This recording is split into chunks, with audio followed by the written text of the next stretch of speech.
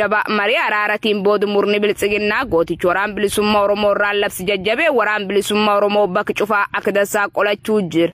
Haaluma kanaan waraanni bilisummaa Oromoo zoonii kibbaa godina Gujii lixaa aanaa surroo baar guddaa ganda malkaayidha hormaa keessatti kalee waxabajii 30/2023 tarkaanfii ilaalessaa waraan faashistii Abiyyi Ahmed irraa fudhateen hedduu isaanii du'aaf madoon adabee injifannoo boonsaa galmeessee jira. Kanneen ijjeefaman keessaa humnootiti haanichaa keessatti argaman yoo ta'u lol kanaallee qawwee eekee tokkii hungalii danta qabsoo bilisummaa Oromootiif oolchee jira. Gabaas tarkaanfii bubbuleen dhaqqabeen ammoo godina Qeellam Wallaggaa aanaa Gidaamii gandi Sooyi jedham keessa waraanni bilisummaa Oromoo tarkaanfii cimaa waraan faashistii PP irraa fudhatee jira. Tarkaanfii waxabajii 24/2023 waraanni bilisummaa Oromoo geggeessu kanaallee humni diinaa irraa 25 madaa'ee jira. Gammeeshatiin qawwee eekee rasaas eekee 2,200 kabireenaa 1,300 hadiishqaa 105 bombi 3 qophii 52tiif uffata bokkaa 44 duddi diinaa irraa hundanta qabsoo bilisummaa Oromootiif galii taasisee jira. Ittuun fufuun gootichi waraan bilisummaa Oromoo zoonii kibbaa godina Gujii lixaa argana madooles 1/2023 aanaa surroo baar guddaa gandi diidolee har'aa seenuu waraan faashistii PP hahalee maqaa waraan bilisummaa Oromoo baamni jedhuun bobbaafame turerraatti tarkaanfii ilaalessa fudhateen 4 battalaayyoo ijjees baay'ee ammoo madoo dandammiin qabneen adabee jira. Poolisii humna addaa tokkollee harkaan qabu yoo ta'u qawwee keemmi 3 duddi diinaa irraa hundanta qabsoo bilisummaa Oromootiif galii taasisee jira. Tarkaanfii waraanni bilisummaa Oromoo fudhate jabaateetti fufu oraa bulaa deebanaa injifannoon uummata Oromoo. Impaayeratti keessatti tajaajilli hawaasummaa dhabamuu fi rakkoon qaala'insa jireenyaa haalaan hammaachuun walqabatee gungummiin uummata irraa dhaga'amaa kan jiru yoo ta'u godina Qeellam Wallaggaa bulchiinsa magaalaa Dambidolloo fi naannoo ishee keessattis dhabamuu tajaajila ibsaatiin rakkoon uumamaa jiraachuu jiraattotni dubbatu. Godina Qeellam Wallaggaa keessatti kenniinsi tajaajila ibsaa ga'aan dhibamuun ifni yeroo hedduu irra deddeebiin baduun uummatni godinichaa haala ulfaataa keessa jiraachuu gabaasaa kan turre hoggaa ta'u. Torbaanota lamaan darban kanarraa qabees magaalaa Dambidolloo fi aanota godinichaa jalatti argaman cufa jalaa ibsaan ammas guutumatti dhabamuun hawaasni tajaajila ibsaa irraa argatu maraa dhabuun rakkoo hanqina midhaan nyaataa dabalatee haalli ulfaataan uummatni godinichaa keessa jiru haala kanaan kan itti fufu yoo ta'e miidhaan ulfaataan qaqqabu akka malu jiraattotni himan. Impaayeratti keessa seektoroonni hojii sirnichaa dalaguuf dirqama qaban gama barbaadamuun tajaajila uummataaf laachuurra faayidaa dhuunfaa ofii tikfachuu bartee taasifachuun waajjirri tajaajila ibsaa bulchiinsa magaalaa Dambidolloos yeroo hedduu hanqina tajaajila ifaa godinichi qabu furra jechuun kallattii garagaraan uummatarraa maallaqa fuudhaa turanis rakkoo hawaasni qabu furuuf tarkaanfii fudhatan tokkollee kan hin qabne ta'uu jiraattotni dubbataniiru. Miseensonni waraana bilxiginnaa lama godina lixa shaggar aanaa jibaat keessaa waraana bilisummaa Oromootti harka kennatan jaalbilisee sabaa dabalata qabdi. Ilmaan Oromoo dirqii fi goyyomsaan qe'ee maatii isaanii irraa murna faashistii PP'n qabamuun leenjii waraanummaa fudhatanii akka barcuma siyaasa Abiyyi Ahmad tiksaniif bobbaafaman daba sirnichi lammii isaanii Oromoo irratti raawwachaa jiru ilaaluu dadhabuun gananii bahuu itti fuufan. Haala kanaan roobii darbee waxabajjii 28/2023 godina lixa shaggar aanaa jibaat keessaa miseensotni raayyaa ittisa impaayeratti 2 qawwee akaamaa turkii tokko dachaatu tokko rasaasa 400 boonbii 2 hidhannoo 2 fi ujummoo bireenii tokko mooraa diinaa keessaa baasuun mooraa qabsoo bilisummaa Oromoof galii taasisanii jiru.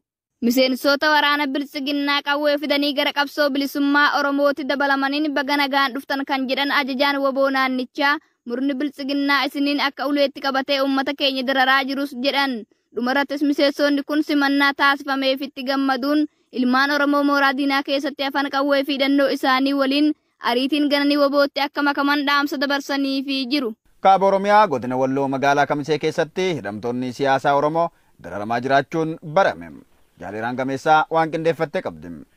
Murni faashistii PP badii tokko malee ilmaan Oromoo Kaaba Oromiyaa godina Walloo keessa jiran ilaalcha siyaasaa garaagaraa itti maxxansuun mana hidhaatti galchee erga dararuu eegalee waggaa tokko ol lakkoofsiseera. Aanota godina Walloo irraa maqaa waraana bilisummaa Oromoo deeggartuu fi TPLF waliin taatanii rukuttan jedhuun namoota hidhata siyaasaa hin qabne qonnaan bultoota, barattoota, daldaltootaa fi hojjettoota mootummaa qabanii hidhuun murtii tokko malee mana hidhaa magaalaa Kamisee keessatti dararaa jiru. Hidhamtoota kana keessatti weellisaan Sa'ad Awwal kan argamu yoo ta'u, erga hidhamee waggaa tokkoo fi walakkaa ol akka ta'e maddeen dubbatu. Ilmaan Oromoo kunneen qabeenya bilxiginnaa barbadeessitan akkasumas Amaara irratti haleellaa raawwattan jedhamuun sabaan arrabsamaa, reebamaa fi dhibee adda addaaf akka saaxilaman taasifamaa kan jiran yoo ta'u, rakkoo isaanii kana qaamni furmaata kennuufis hin argamne.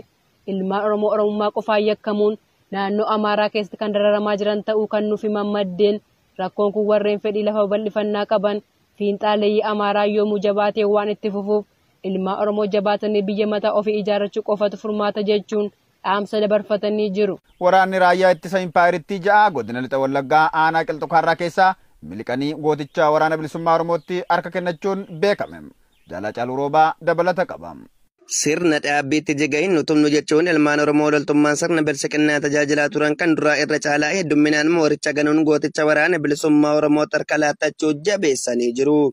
Haaluma kanaan kaleessaaf dheengadda waraanni raayyaa ittisa impaayiratii baay'inaan ja'a ta'an mooraa waraana bilisiginnaa godina lixa Wallaggaa aanaa Qilxukaarraa keessaa baduun wabootti harka kennatanii jiru. Miseensonni raayyaa ittisa impaayiratii kun qawwee akaamaa turkii 3 dachaatuu 3 rasaasa 900 boombii harka lamaaf hidhannoo ja'a qabachuun waboo bira ga'anii jiru. Oduma wal fakkaatuun har'a adoolessa 2023 godina Gujii lixaa aanaa Bulee Horaa ganda heera liphichuu irraa namni 2 hidhannoo guutuudhaan gara wabootti harka kennatanii jiru. Ilmaan Oromoo dogongoraan humnaa fi beekumsa isaaniin sirna nama nyaataa bilisiginnaa tajaajiluu isaaniitti gadduun kanaan booda sirnicha hundeen buqqisuuf waboo waliin akka lolan waadaa seenuun ilmaan Oromoo achi keessatti hafan akka sirna faashistii PP gananii wabootti makamaniif ergaa dabarsanii jiru. Akkuma beekamu kaleessa hooggantoonni adda bilisummaa Oromoo qabsoo kana geggeessaa yeroo turanitti dhimma dhaaba keessaatiinis haa ta'u rakkoo dhaabota keessatti mul'achaa tureen diinnis harka keessa galfachuudhaan qabsoon kun bakka barbaadamu ga'ee goolaba itti gochuudhaa fi hamma barbaachisaa ta'ee hamma namarraa eegamuu hojjetamaatu hin turre. Maaliif tokko hoogganni dhaabichaa uummaticha keessa jiraatee dirree irra jiraatee qabsoo kana tarkaanfachiisuudhaaf haga biyya alaa taa'ee uummatatti dhiyaatee uummata keessa jiraatee tarkaanfachiisuudha haga biyya alaa taa'ee irra dhiibbaa uumeera jechuudha. Kanaaf hanga bara 2018tti wanni kun lafarra harkifataa warroonni immoo qabsoo kana keessatti qabsoo kana akka isheen hin banneef akka isheen immoo galma hin geenyeef dantaa dhuunfaa isaanii godhatanii keessa jiraachaa turaniiru.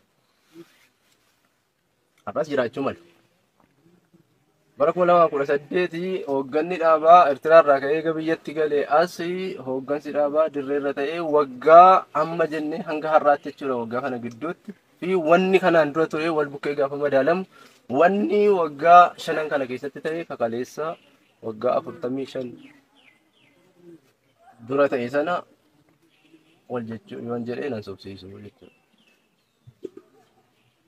Sababiin isaa maaliifi kaleessa dheengadda gufuulee adda addaa keessa darbee qabsoon kun hanga waggaa 50 har'aa ga'etti lubbuu ilmaan Oromoo hedduu dhangalaasee kaan manarraa buqqisee irbaata qurxummii godhee jaallan qaqqaalii har'a Afrikaa miti addunyaa kana bulchuu danda'an hedduu itti dhabnee jechuudha. Sana gudunfaatti gochuudhaaf irra guddaa rakkoon keenya alagaarrayyuu immoo numa ta'ee argame jechuudha. Numa gaafan jedhu akka sabaatti Oromoo. Gaarreen dhaaba keessa gaafan jedhu eessataa gaaree Oromoo irraa dhufa. Kanaaf immoo jenereeshiniin booddanaa dhaloonni booddanaa waan kana itti fufsiisuudhaaf har'a dirreerra jira, hooggansi dhaabaa dirreerra jira, ofitti fudhanneetu isa kaleessa dheengaddaa qabsoon gangalate har'a ga'e kana gudunfaatti goonee aarsaa of gooneetu itti jirra. Kanaaf nu warra dirreerra jirurraa wanni eegamu sa'aatii 24 guutuu humna keenya guutuudhaan yeroo keenya osoo hin balleessin haga dandeenyu haga dandeettii keenya olle hojjechuudhaaf of kennine xumuratti gochuudhaaf roorroof salphina Oromoon waggaa 158 keessa ture kanarraa cabsuudhaaf har'a dirree jirra. Isa kanatti jabaachuutu nurra jira, hojjechuutu nurra jira jechuudha. Ilmaan Oromoo biyya keessa jiran, biyya alaa jiran abaaboo waboo jala hiriiruudhaan kaa alagaasa ta'uu ka diinni akka argetti keessa lillitee waan meeqaan garbummaa Oromoo dheeressuudhaaf keessaas haa ta'u alaas haa ta'u qeenqanii ta'ee qabsoo booddara finiinaa jiru kana duubatti deebisuudhaaf tattaafachaa jiru kana irratti dammaquudhaan tokkummaa uumee abaaboo waboo jala hiriiree gudunfaatti gochuudhaaf jabaachuu qabaa, qabsaa'uu qabaa, waan danda'u mara jaarsa jaartii ijoollee dargaggeettii otoo hin jedhin qabsoo bilisummaa Oromoo galma isheetiin gahuudhaaf aarsaa of gochuu qabaa jechuudha. Kanaaf carraa kanatti fayyadamee uummanni Oromoo biyya keessa jiran waraanni bilisummaa Oromoo dirreerra jiru qondaalonni abaaboo waboo hundumtuu baga guyyaa kanaan isin gahin jedhaa. Jalatoomaa.